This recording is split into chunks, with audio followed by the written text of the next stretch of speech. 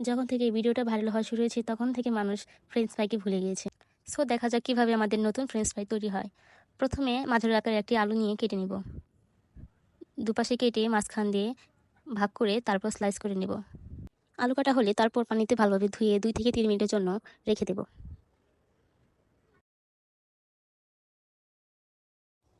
চুলায় একটি প্যান বসিয়ে পরিমাণ মতো পানি দিয়ে গরম করে নেব। পানিটা যেন হালকা গরম হয়ে আসবে তখন কেটে রাখা আলুগুলো দিয়ে নেব।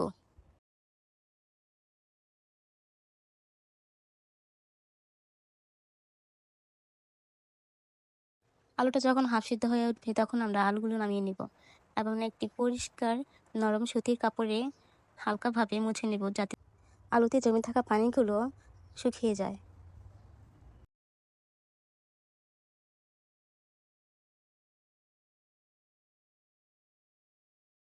এবার একটি মিক্সার বাটি নিয়ে নিব।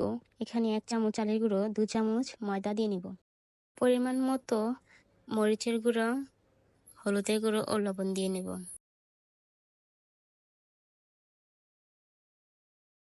স্বাদ বাড়ানোর জন্য জিরার গুঁড়ো আমি দিয়ে নেব। এবার অল্প পরিমাণের বেকিং সোডা বা বেকিং পাউডার দিতে পারেন। দিয়ে ভালোভাবে সমস্ত শুকনো উপকরণ মিশিয়ে নেব। এখানে অল্প অল্প পানি দিয়ে ব্যাটারটা ভালোভাবে তৈরি করে নিতে হবে।